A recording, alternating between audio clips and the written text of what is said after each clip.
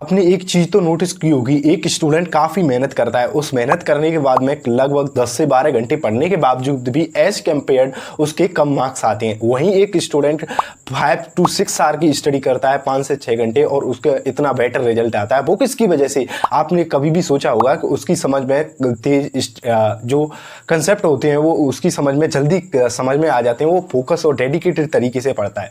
तो वो कौन सी चीज होती है जो उसको, जो 5 से 6 घंटे पढ़ने वाले को फोकस को बेटर साफ बनाती है? उसकी मेमोरी इतनी तेज होती है जिसको गॉड गिफ्टेड बोलते हैं। लेकिन एक स्टूडेंट इतना पढ़ने, हार्ड वर्किंग करने के बावजूद भी इतने कम मार्क्स आ पाते हैं। तो इसी को समझने की कोशिश करेंगे। कुछ आसान सी टिप्स मैं इस वीडियो के अंदर आपको बताऊंगा जिससे आप अपने रिजल्ट में फोकस और डेडिकेटेड और बिना डिस्ट्रैक्ट हुए आप स्टडी को बेटर वे में कर सकते हैं और रिजल्ट काफी अच्छे आएंगे। और छोटी सी टिप्स हैं अगर आप। Number 1, make study enjoyable. इसके अंदर 2 टॉपिक हैं, सेट गोल्स, स्टे इंगेज्ड और रिवॉर्ड सिस्टम। दरअसल होता कुछ यूं है, सेट गोल, जब आप पढ़ने बैठते हैं, किसी भी पार्टिकुलर चैप्टर को आप पढ़ने बैठ रहे हैं, तो आपको एक गोल, अपना टारगेट फिक्स करना है। जैसे मेरे को फिजिक्स का पहला चैप्टर मोशन पढ़ना है, तो उसके अंदर मैं इतनी हेडलाइंस को कवर करने वाला हूं और इतने टाइम के अंदर मैं इतनी चीज को कवर कर लूंगा। तो जब आपके पास में एक टाइम लिमिट रहती है और आप चीजों को बिना डिले किए हुए फुर्ती के साथ में जल्दी से पढ़ने की कोशिश करते हैं, तो आपकी कंसेप्ट भी थोड़ी हार्ड होते हैं, वो भी समझ में आ जाते हैं। न कि आप उसी के अंदर लेजीनेस से आलसी की तरह पढ़ने के लिए बैठ जाते हैं और धीरे धीरे आपको पता ही नहीं चलता, उस टॉपिक को पढ़ते ही पढ़ते 2-3 बार आपका ध्यान कहीं और भटक जाता है, आपको पता ही नहीं चलता, टाइम निकल जाता है और बहुत टाइम हो जाता है और वो चैप्टर भी समझ में नहीं आता। Number 2, reward system. दरअसल होता कुछ है, हमारे ब्रेन सिस्टम में एक एक्टिविटी होती है डोपामाइन रिलीज। जब भी हम शॉर्ट वीडियो देखते हैं, रील्स देखते हैं, तो ये डोपामाइन ही काफ़ी ट्रिगर करता है, इन वीडियो के एडिक्शन के लिए जिम्मेदार रहता है। क्योंकि हम जब शॉर्ट वीडियो देखते हैं तो हमारे माइंड को एक इंस्टेंट रिलीफ मिलता है, इंस्टेंट फीलिंग अच्छी आती है, जो फीलिंग की वजह से, जिनकी वजह से हम कंटिन्यूटी इनके एडिक्टेड हो जाते हैं। लेकिन जब हम पढ़ने बैठते हैं तो पढ़ने का प्रोसेस काफ़ी लंबा होता है और इसमें हम बोरिंग सा महसूस करने लगते हैं। जैसे हम एक ऐसा सिस्टम बना सकते हैं रिवॉर्ड का, जैसे मैंने 1 घंटे पढ़ा, 1 घंटे के बाद मैं कॉफ़ी ले सकता हूँ, 1 घंटे पढ़ने के बाद में मैं ऐसे टारगेट बना सकता हूँ कि इस टॉपिक को कवर कर लूँगा, तो उसके बाद में मैं इस मिठाई को खाऊंगा पर्टिकुलर, जब तक नहीं खाऊंगा, और इस टॉपिक को मैं कंप्लीट कर लूँगा तब घूमने जाऊँगा। ऐसे रिवॉर्ड सिस्टम अपने आप को इनाम देने के सिस्टम बना सकते हैं। नंबर 2 पे आता है अवॉइड डिस्ट्रैक्शन। डिस्ट्रैक्शन 2 प्रकार के होते हैं, एक फिजिकल डिस्ट्रैक्शन और एक होता है डिजिटल डिस्ट्रैक्शन। आप फिजिकल डिस्ट्रैक्शन को, आप जिस भी एनवायरनमेंट में पढ़ाई कर रहे हैं, आप अपने रूम के अंदर पढ़ाई कर रहे हैं, आपका छोटा भाई है वो आपको डिस्टर्ब दे रहा है, जब भी आप पढ़ने पे बैठते हैं, जब भी आपके अंदर कोई न कोई शोर मचा देता है और आप उस एनवायरनमेंट से भटक करके और जिसको आप पढ़ने की सोच करके आए थे उसको, अपने टास्क को कंप्लीट नहीं कर पाते हैं और उससे भटकने के बाद में आपको काफ़ी बुरी फीलिंग बनती है।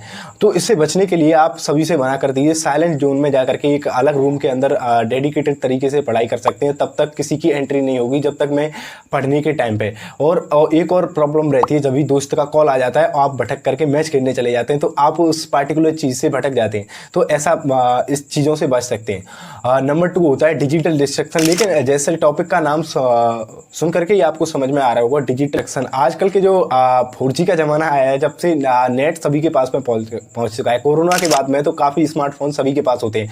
जैसे ही आप पढ़ने बैठे हैं तो मोबाइल को साइलेंट नहीं बल्कि एयरप्लेन मोड भी नहीं, इसको स्विच ऑफ करके दूसरे रूम में रख सकते हैं। क्योंकि जब आपके पास मोबाइल रहता है तो इसके अंदर नोटिफिकेशन आते हैं, नेट चालू होता है और आप उस लिंक के अंदर एंटर कर जाते हैं। काफ़ी पढ़ाई से रिलेटेड भी कोई वीडियो होती है, जैसे आप बुक को पढ़ रहे होते हैं, कोई भी कठिन शब्द आया तो आप तुरंत मोबाइल खोलते हैं, उसको देखने लग जाते हैं और यूट्यूब में घुस जाते हैं और रिकमेंडेड वीडियो में अंदर घुसते ही चले जाते हैं, आपको पता ही नहीं चलता, इतना टाइम निकल जाता है और फिर आपको बहुत बुरा फील होता है। जैसे 1 घंटे के लिए मैं इस टॉपिक को पार्टिकुलर टारगेट करके बैठा हुआ था, कंप्लीट कर लूँगा, लेकिन 1 घंटे मेरे इस लिंक पे चला गया, फिर यूट्यूब रिकमेंडेड वीडियो में घुस गया, पता ही नहीं चला, फिर बाद में पूरा दिन खराब हो जाता है, पढ़ने का भी मन नहीं करता, ऐसा ही होता है। तो आप इन सब से बचने के लिए मोबाइल को अपने पेरेंट्स पे जमा कर सकते हैं कि मैं जब तक पढ़ने जाऊँगा इस रूम में फिजिकली बुक्स को पढ़ूंगा, मैं जब तक मोबाइल से दूर रहूँगा। और आप काफ़ी, अब तो डिजिटली सहारा ले सकते हैं। ऐसे ऐप्स भी आते हैं, स्टे फोकस करके एक ऐप है, कई सारे ऐप्स हैं टाइमर लगाने के कि जैसे मैं पढ़ने बैठूंगा इसी वक्त पर पार्टिकुलर टाइम पर सोशल मीडिया खुलेगी। मैंने इस ऐप्स के लिए कंप्लीट डेडिकेटेड वीडियो बनाया है। जो स्टूडेंट पढ़ने लिखने वाले हैं वो 5 ऐसे ऐप्स बताए हैं जिनको आपने मोबाइल में इंस्टॉल कर सकते हैं। आप उस वीडियो को देख सकते हैं। हाउ टू नंबर 3 पे आता है हाउ टू रीड फोकस्ड। इसके लिए आपको पढ़ने से पहले चैप्टर के बारे में इस टिप्स को फॉलो करना अति आवश्यक होता है। Use visualise technology.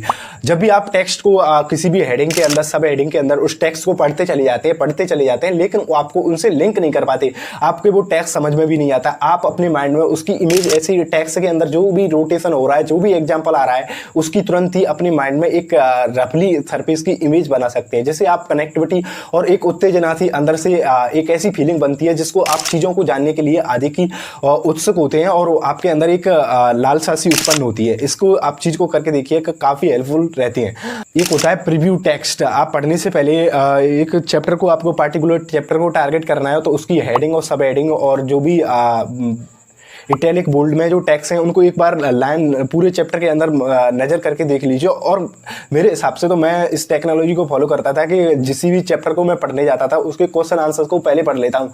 तो क्वेश्चन आंसर को समझने के बाद में जब मैं उस चैप्टर के अंदर जाता हूँ तो मेरे को उस क्वेश्चन का आंसर ढूंढने की एक जिज्ञासा सी, एक उत्तेजना सी रहती है जिसकी वजह से मैं पूरी चैप्टर को पढ़ लेता हूँ। और ये काफ़ी आसान टिप्स है और फॉलो करने में काफ़ी मददगार होती है। नंबर 3 पे आता है टेक ब्रेक। आप ऐसा ही नहीं है कि लगातार 4-5 घंटे के लिए बैठेंगे। आप बैठ जाएंगे 2-3 दिन मोटिवेशन में मोटिवेट होकर के किसी भी चीज़ से, और आपको 2-3 दिन के बाद ऐसे पढ़ाई से बोरिंग करके आपको मन हट जाएगा कि यार 4 घंटे मेरे को इसी पार्टिकुलर चेयर पर बैठना है। आपको आधा घंटे या 1 घंटे अपनी कंफर्टेबल जोन के हिसाब से एक ब्रेक सिस्टम सा बना लेना है। उसके तहत आप पढ़ाएंगे। जैसे 1 घंटे के लिए मैंने किसी भी टॉपिक को कवर कर लिया, 1 घंटे के बाद में मैं बाहर निकलूंगा, बाहर निकल के 5 मिनट या 10 मिनट में बाहर एनवायरनमेंट में बिताऊंगा। तो आप दोबारा से लौट के आएंगे तो आपके माइंड के अंदर एक ऐसा मैसेज नहीं जाता है कि 4 घंटे मेरे पार्टिकुलर इसी सीट पे इसी रूम में बैठना है। यह आपको काफ़ी मदद कर सकता है। Take notes. जब भी आप किसी भी टेक्स्ट को पढ़ रहे हैं, किसी भी चैप्टर को पढ़ रहे हैं तो आप साथ ही में पेन और रफ को रख लीजिए, रफ नोटबुक।